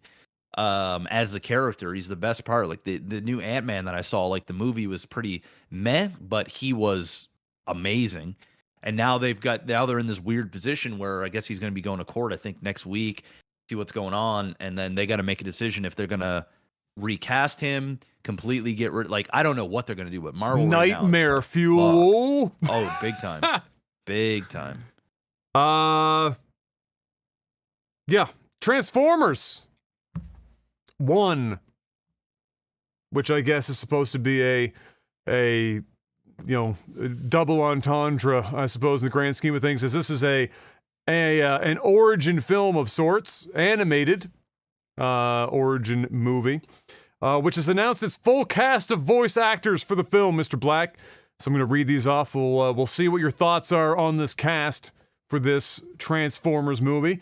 Perhaps the one that stood out to me the most, not to say that I think it's bad casting, it's just like I would never have put the two together in my head. Optimus Prime is going to be voiced by Chris Hemsworth. Following that, we have Brian Tyree Henry doing Megatron. Scarlett Johansson is Alita. Keegan-Michael Key is going to be Bumblebee. John Hamm as Sentinel Prime. And Lawrence Fishburne as Alpha Trion. So there's some names in there, I read that and I'm like, yeah, okay. Yes. And some in there that I'm like, okay. Sure. Why not? What do you think of the cast list? What do you think specifically, as a man who has spent a not insignificant amount of time emulating the previous Optimus Prime voice for many dollars on Twitch.tv? How do you feel about Chris Hemsworth taking over, talking about what was it? The cube. The cube. Where's the Allspark? I mean. Sure, I mean, who knows? Like, he might be able to do... Maybe he crushes it! Yeah, like, who knows? Who knows, right? I mean, it's voice acting. It's not like he's, out there on screen pretending to be Optimus Prime. So, yeah. And my son watched... there's, like, a Transformers animated show that's got, like, a black lead character in it. And the Optimus there doesn't sound like the regular Optimus. In fact, he kind of sounds like he's from like the UK or like some sort of like he's British. British Optimus Prime. Yeah. So, what, and it works for what it is, right? Like, so sure. I mean, I'm not into animated stuff. I'll never watch this. But it's got a good lineup of people. So, we'll see. It's not like the Transformers movie that's coming out right now, and you've got Chris Hemsworth as Optimus Prime. No.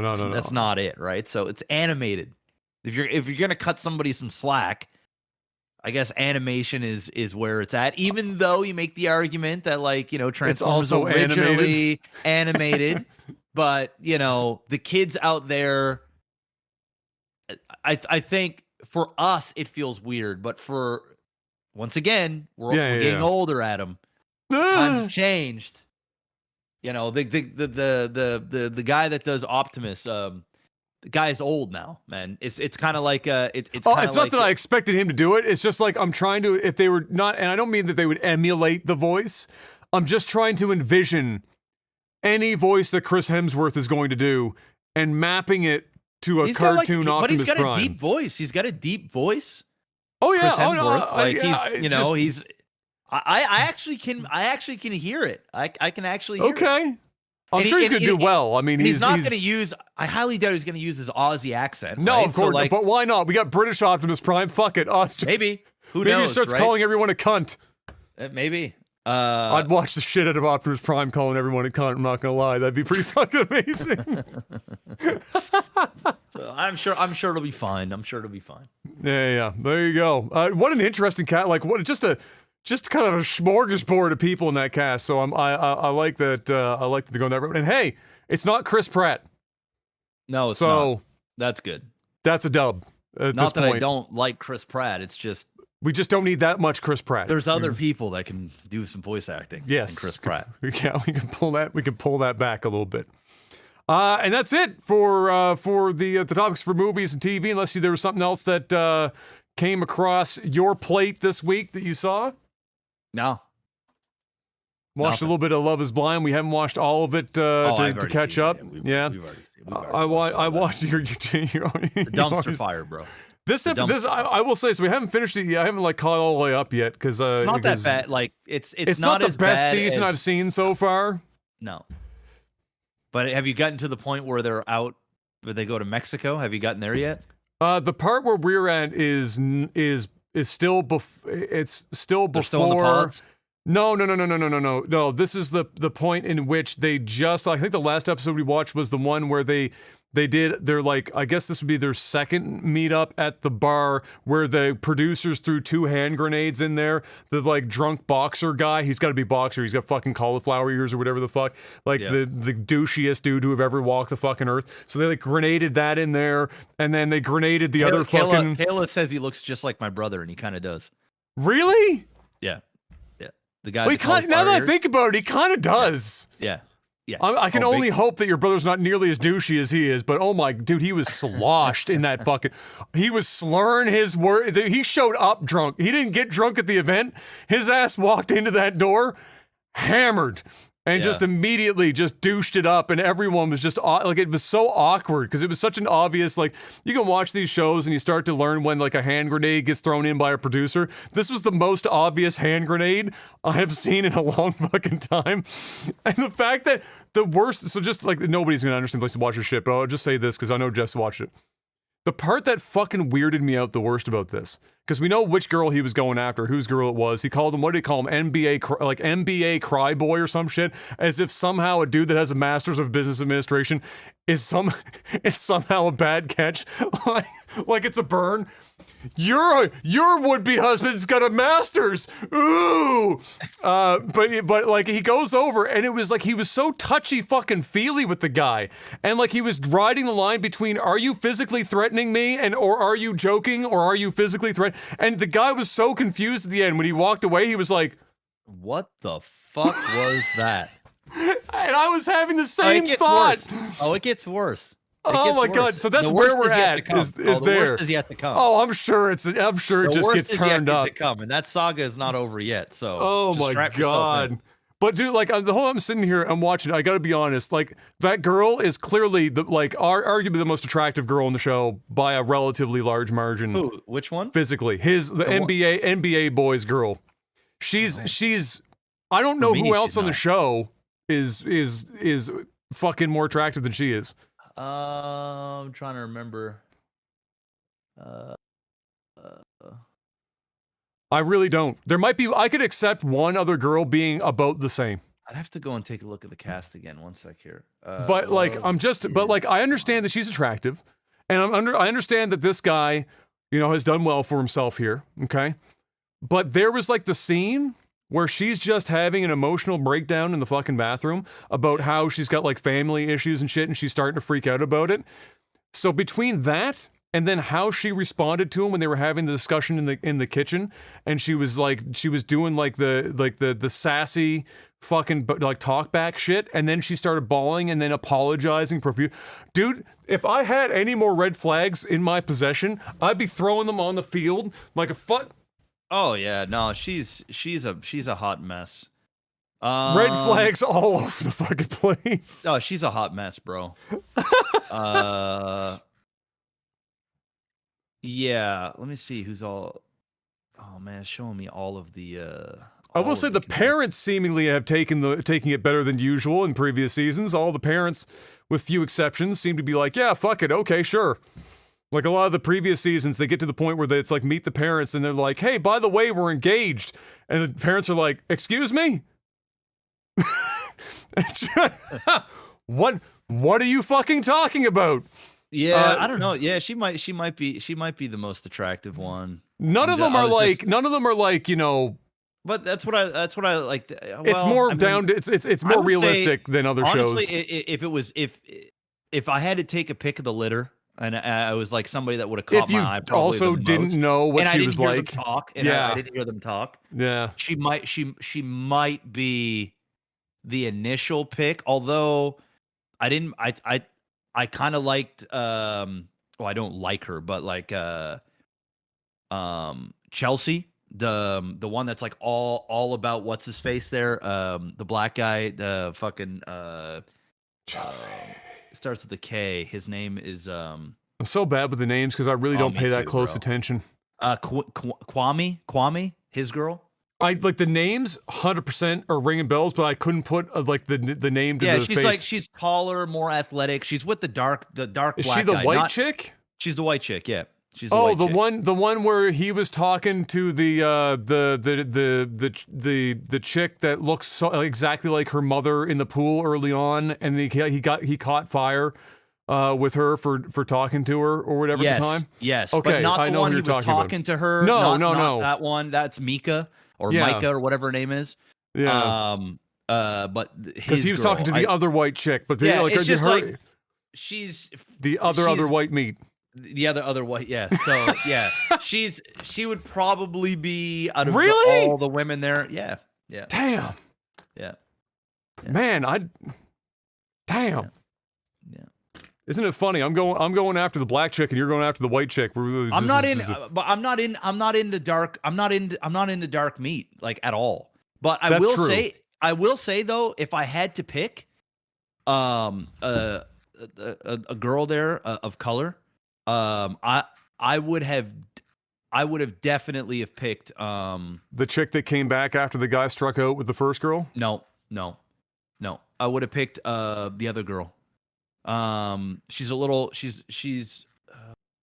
Tiffany. The girl that's with another black guy. She's 37. Yeah, she's a little bit older. Tiffany. Because there's a black girl that's with another black guy. That's like the super yoked, yeah, super yoked dude. Really, really nicely dressed. He's like, he's very. There's like one black guy that's jacked out of his fucking tree, and he's with another black girl. I think that's who you're talking about. Is that? No, I'm talking about this chick right here. I just sent you. Oh, all right. This all right. If I had to choose, 100% it'd be her instantly. Instagram. If I can fucking look at. This is what I'm talking about. Yeah. Yeah, and only because she just seems like such a genuine woman. Like she just got her shit together. She's just like, if you're gonna share your life with somebody, like boom, that's the one. Yes. In fact, she is the number one out of any of the women. Like remove looks, color, whatever.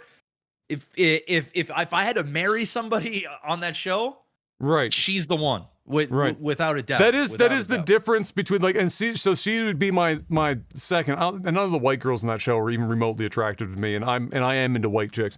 But they were my top two. So crazy, and then this chick. That girl, now, I'm saying if I knew nothing about them, clearly as soon as I saw the first episode where she was doing that shit, I went, nah, I'm out. Nah, bro. No, I would fucking lose my mind if I was with that woman. But after a while, I guess when you're older, just like I'm sure girls can look at guys when they've been around long enough, and they can be like, "That dude's fucking crazy." They don't even have to hear words come out their mouth, and nobody will be like, "Oh, don't stereotype people." After a while, you can just look at somebody, and you can get there's a high probability chance, not guarantee. There's a high probability chance that person's carrying some shit with them. You know what I mean? Oh yeah. Just like the dude that came in with the cauliflower ear, the way he handles himself and shit. You don't even have to hear him speak. Yeah. Bad news. That's trouble. Bad fucking news. That guy. That's trouble. That's trouble. The other girl, super attractive. But the moment you just instantaneously. She got baggage, bro. This is the opposite. You look at her and there is very little baggage. Going on here. Now they were the best couple. They were the best couple. And that's also the difference between hot and beautiful, if you know what I mean. Yeah. Oh, this girl's just this is beautiful. Other girl's hot. You know what I mean? This is like, you can picture a life with like mom, fucking wife. Some girls look like mom material. Some girls do not look like mom. That doesn't mean that they aren't. It's just that there's a certain look. Now that we're saying this, you just wait till you keep watching, bro. And there's something that comes up along those lines, and I'm telling you, oh no, man. oh no. Okay, somebody, just a guy fuck up and say something he shouldn't say. Yeah. Well, you know what? Speaking was said that you never say about a woman, and even when I heard it, I was like, this ain't going to end well at all. Bro, I already had a moment like that watching the hot chick and that's got some baggage or whatever in the NBA Cryboy. When she was having one of her meltdowns or whatever, and they were having an argument, and he called her a project, and I just went, oh yeah, I was like, wrong use wrong of words, brother. But time out. Oh no, You did. Bro, you don't dig a hole. You dynamited a fucking hole for you to be buried in. When you use the word project, bro. Yeah. Oh my God. And credit to him, he somehow spun his way out of that bitch.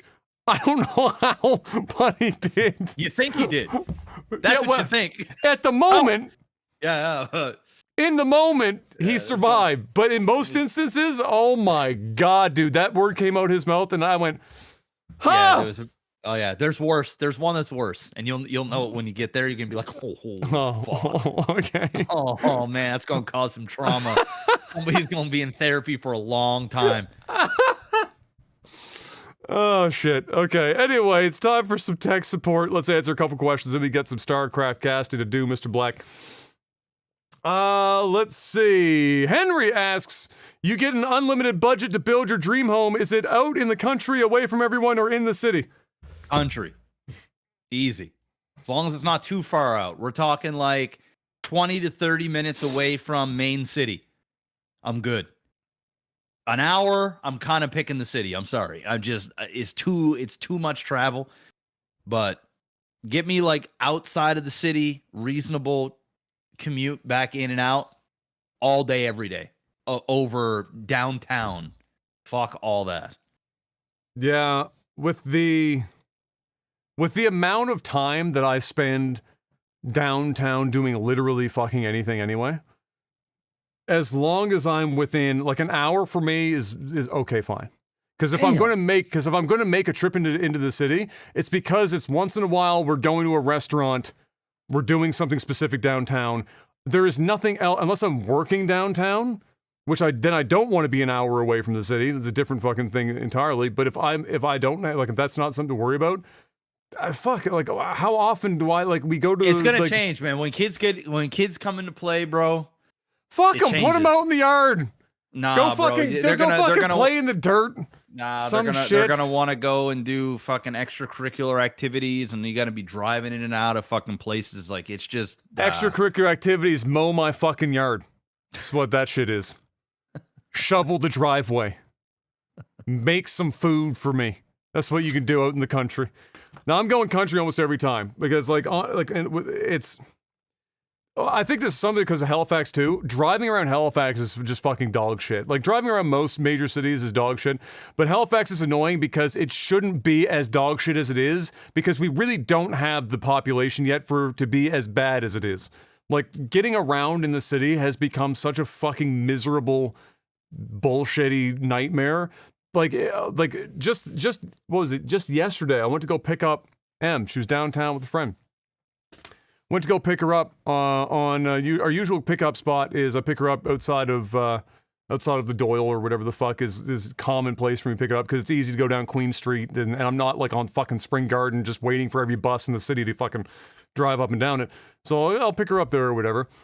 But there's usually like no parking. So if she's not there, I've got to like circle the block. Kind of a situation, but it's a small block and it's easy. There's not that much traffic usually, so it's kind of whatever. I'll just circle, call her, be like, yeah, I'm here, and eventually I'll pick her up. The problem is that just like so many other places in downtown Halifax, they change the rules of the road on those fucking streets every third goddamn day. And so now when you come up the street after Queen, I can't remember, it's not Dresden's before, I can't remember what's after. You come up after, you're not technically allowed to turn left. You're forced to turn right and then go across the fucking Scotia Bank Center to go all the way the fuck back around. You basically go all the way over almost to the fucking Commons before coming back around again, or you're going past the Citadel. And I'm sitting there, and I actually was stunned because I see the sign, no left turns, and I'm looking around. There's not a fucking car. I'm still turning left. I give zero fucks, bro. Not a car in any direction. And typically, I fucking would. In fact, I did the first time I came across that. But it's that kind of bullshit. Like it's just fucking stupid. And now there's streets you can't go down at all. There's a lot of just one way only streets and shit. And there's no parking. It's a shithole. I ain't living down there. So fuck all that shit. I ain't living. If I lived in like Vancouver, country. If I lived in like Vancouver or Toronto, it'd be a little bit of a different story. Like, if I had unlimited money, maybe I go into like a super fucking nice condo penthouse. I got all the fucking. But nah. You want to talk home, living? Nah, take me out the city. Yeah, take me out. 100%.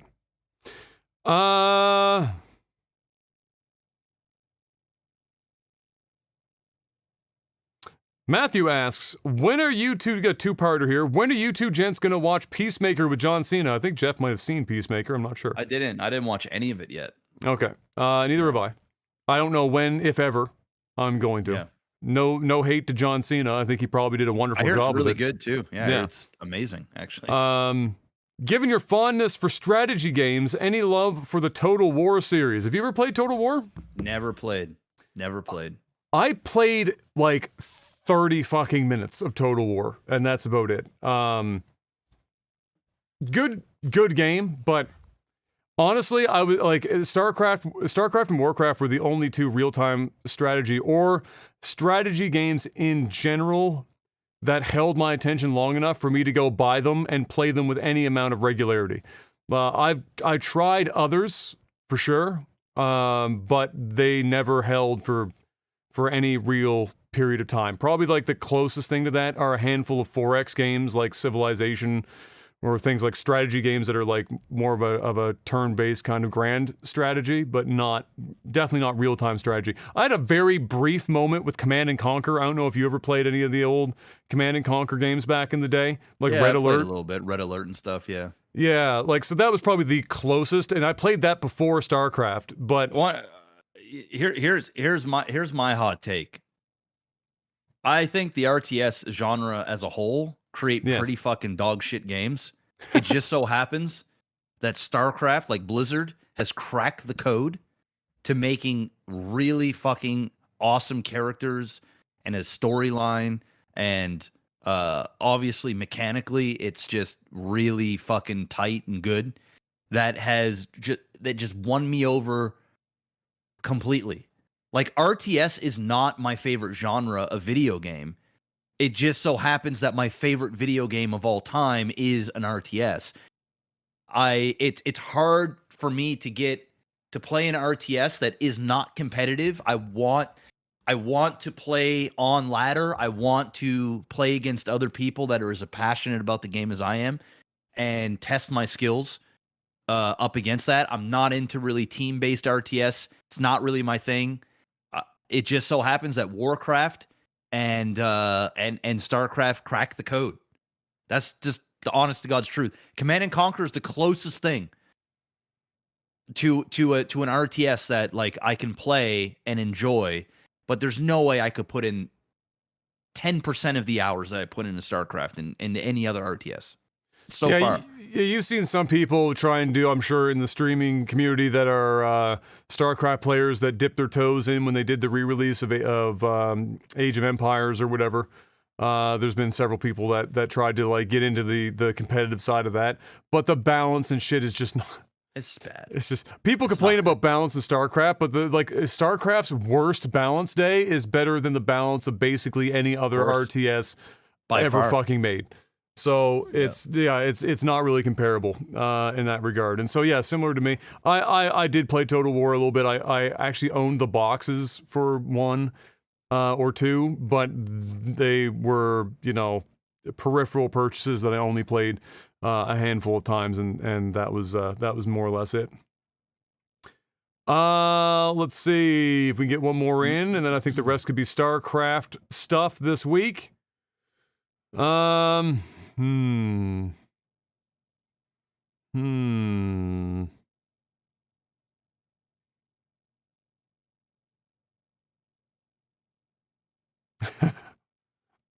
This is a bit random, but okay. I didn't mention this in movies and TV. It just got announced today. Jerry Springer passed away today, 78 or 79 years old.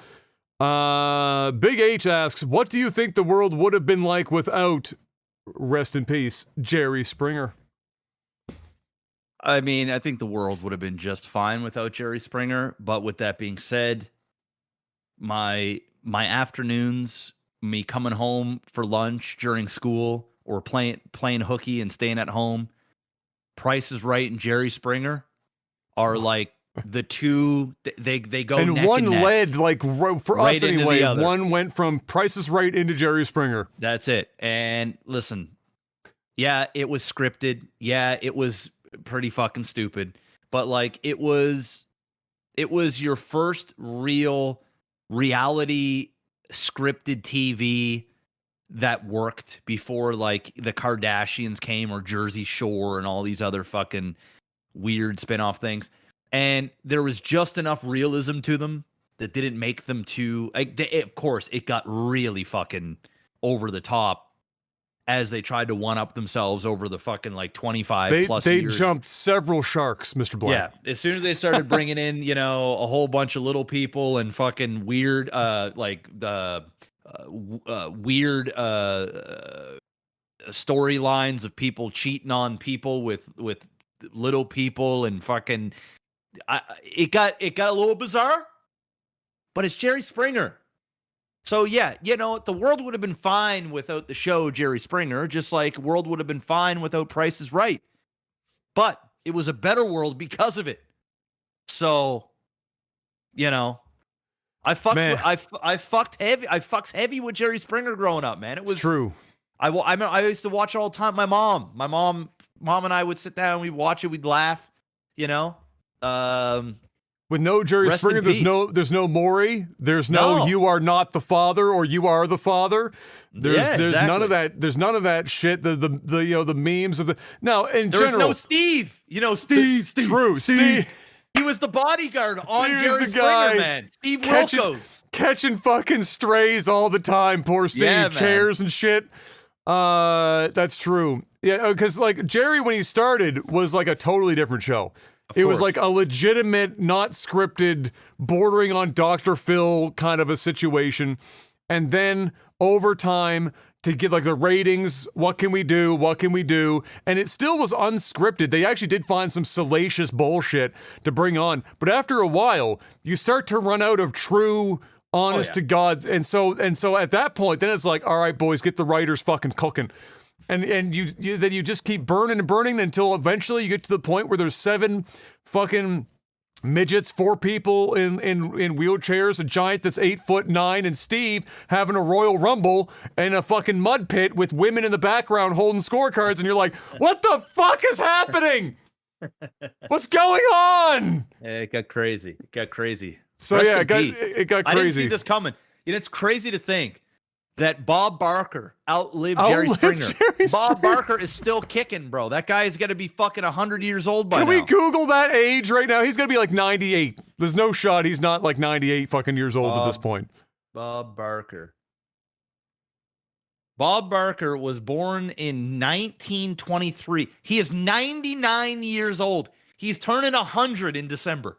Holy shit. And he's still alive right now. Let's fucking go. Good job, Bobby. Good job, Bobby. You know what I'd like to see if he gets to 100? Crazy. If he gets to 100 and he's even remotely healthy, I need him to come out and host one game on The Price is Right. Doesn't have to be the whole show. Have him come out and host like Plinko or some other fucking like classic, you know, The Mountain Climber or Punch Out or some shit like that. Like just one game, or have him be at the wheel for just one, if he makes it to 100 and he's in reasonable health, just one. I need to see that. Or even better, have him come out and say the line, have your pet spayed or neutered. There you go. That's all I need. That's all I need. You know? Or have him be the announcer. Like, have him go in and just do the voiceover, like the... Take over for Rod. And the thing, like, you know, yeah, just like have him go, I don't know, do something, but he's also 99 years old. The motherfucker might not even be able to walk right now. I have no idea. You know? Who knows? Very true. But that's crazy. I didn't see that coming. I didn't know if he was sick, if he just died of natural causes. We might find out, because I certainly never heard that he was sick before. Normally you'd hear fucking something. Yeah. But at 79, illnesses don't have to be long and drawn out. They can just come and fucking and get crazy. So I'm sure at some point we might find out more information about what it was. Oh, apparently in chat, pancreatic cancer. Oh shit. Yeah, that will definitely he must have been fighting that for a little while then. Who knows? I suspect. Or they caught it just like really fucking late. or something along those lines, I guess is possible. But he had a lot of money, so I'm sure he was being taken very well care of. And so, yeah. But rip Jerry. Definitely the TV landscape would not have been the same, that's for sure. Question here, just before we wrap this up and move on for StarCraft. Do you think, because we talked about how this was like, if you go back and look at the timeline, Jerry Springer for like reality TV is kind of bordering on the Genesis point. Do you think Jerry Bruckheimer starts an entire fucking empire on reality TV without Jerry Springer's show existing? Like, does Survivor happen without Jerry Springer? I think it does. Yeah? You think Jerry would wake up in bed and go fucking, yeah, people I think on it an does, island? because like Jerry Springer, I want to like, give him his flowers. Like, he's definitely done a lot, but he wasn't the only one doing. No, of course not. No. You had your Ricky Lakes, you had your, there was you like had your 5. Maury's, you had your what's his name, Raldo or Uraldo or Havera or whatever his last name. Yeah. Yeah, he was doing his thing. Like there was like a group of them, but most certainly in terms of like shock value, bordering semi-scripted into like full scripted, because like you said, I don't think it started off to be like this big scripted thing. It just like, I think maybe they had one wild show that was like legit and they said, oh my God, the ratings, this is incredible. Just go out there and find as many wild, crazy cases you can find. And, there might be like one segment in an hour period that was like legit. And then, maybe 2 of the segments were kind of more on the scripted stuff. And I know it was scripted for sure, because like, actually there's a guy in the role play community that was on the show and he was playing, he was actually on Jerry Springer. Oh, really? Along with, I've read up some other things too, because I've looked into it. Like, people are paid. Basically, like, they fly them out and they pay them a stipend, and there's things. So it definitely got that way, but I don't want to say like without Jerry there wouldn't be reality TV, but at the same time, he definitely opened up a lot of doors or ideas that people could, take from and then go out there and do their thing. So he definitely deserves the flowers that are going to be given to him, probably for the next, for many years to come. I'm sure there's going to be tons of people talking about Jerry and his impact on daytime TV and the talk show sort of sphere. If you'd had like a Mount Rushmore for like talk show hosts, he's up there. He's on there, alongside Oprah, alongside, someone like, I guess maybe even Dr. Phil at this point, but, Maury, 100%. Maury. Ricky Lake to a degree. Is Maury still going? Like, is that still a fucking show? Maury is still trucking, bro. Fuck off, really? That motherfucker's still trucking. How old is Maury? Oh, he's got to be in. He's got to be in like pushing late 80, 70s, right? He's probably in his late 70s. How the fuck, dude? Daytime television is its own fucking like weird microcosm of society at this point. I don't know how enough people watch the schlock. I mean, I know we just talked about. He's 84. Holy so he's in his shit! 80s. That motherfucker's getting old too. Like, I know we just talked about watching Love is Blind, and so we watch schlock too, but just like daytime TV, it just seems like it's its own special brand of insane at this point. Whether it's talk show hosts or literally anything else, it's just madness. It's like, it's kind of like The Price is Right was the one totally not insane block of time, and then after The Price is Right, degeneracy just fucking like straight take over. Yeah, I mean, those shows were made for a very specific demographic that is at home. We're the ones that the advertisements are like, "Do you need like a bond, like a bailment?"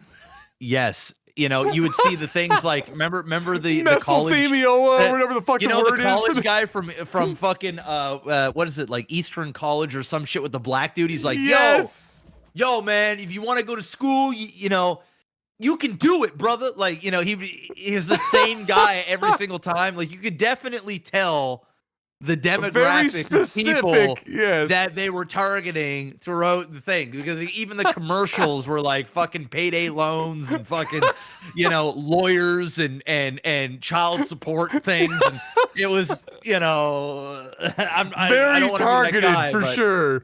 Yeah, the Everest College, exactly. Yes, yeah. Everest College, that's the name of Yeah. it. Holy shit. Yeah. That's true. Yeah, very specific targeted demographic for that. Apparently also coming in from the chat here, the Maury show ended last year. All right, well, there you go. He called her quits at 83 or whatever the fuck he was at the time. Oh Yeah, my he's god. Born in 1939. I didn't think so Maury was Maury's up older than Jerry. I there. He thought looks fucking good, Jerry man. was I older. mean, Maury looks good for his age. He sleeps well. Yeah, on his pile of money that he's made on daytime television. Holy shit, he's got to have made a fortune, bro. Oh, Maury he's probably worth a couple $100 million. Holy shit. It's kind of like finding out how much Judge Judy is worth. Oh, she's probably worth fucking $500 million. She's making all kinds of money. They, you know. Remember how long we ran the stupid fucking joke about her tagline of the show? This is the cases are real. The rulings the are people, final. the people are the rules. It's her court. This is Judge Judy. That's so fucking stupid, bro. Oh, I still, every once in a fucking blue moon, just say it? I'll Yeah. just say it. It just comes out my fucking mouth, and it just is so dumb. And nobody even gets the joke. No. It's just so stupid. It's so like fucking, just obscure fucking humor. But yeah, it's just true. And Judge Joe Brown, Judge Joe Brown, that came same out. thing. It was like but like his, it wasn't like the tagline, but the best part about his intro was the B-roll footage of him like pretending to shadow box. Because he comes from the streets, bro. He's like that judge. He's the judge that like came from the streets. He's like, yeah. He's like, yeah, you know, I've been where you are, man. You know, he'd drop an N-bomb and stuff randomly. I'd be like, God damn, Judge Joe Brown, calm down. Calm down. Fucking Judge Joe Brown. Oh, fucking Judge Joe. Anyway, that's gonna be it for this week's fucking Technical Alpha. We got some StarCraft games to go and cast. Where is my fucking cursor on this computer? The show's gonna keep going until I find it. There we go. I found it. All right, we're good. We're good. Found the cursor. Thank you so much for hanging out. Hopefully you guys enjoyed it. Once again, if you're watching this on YouTube and you're like, why the fuck did I not see this? It's because YouTube does not actually publish the VOD in the same way that a regular video happens. So the notifications that you'll get is when we are going live. And so make sure that you hit the bell icon so that you'll probably get notifications for going live. And at that point, like I also said last week, just assume you can show up Thursday, about the same time, around 2-ish p.m., 2:30, even 3 o'clock Eastern. Odds are we're live with the show, and that the VOD for the show will be up, the same day now. It's no longer Friday. It's usually up Thursday after the show, Thursday evening sometime. But yeah, thank you so much for stopping by. Hopefully you enjoyed the show. We're gonna go and cast some StarCraft now. And so, until we see each other next week, thank you once again. Stay safe out there, and have a good one. Peace! Peace.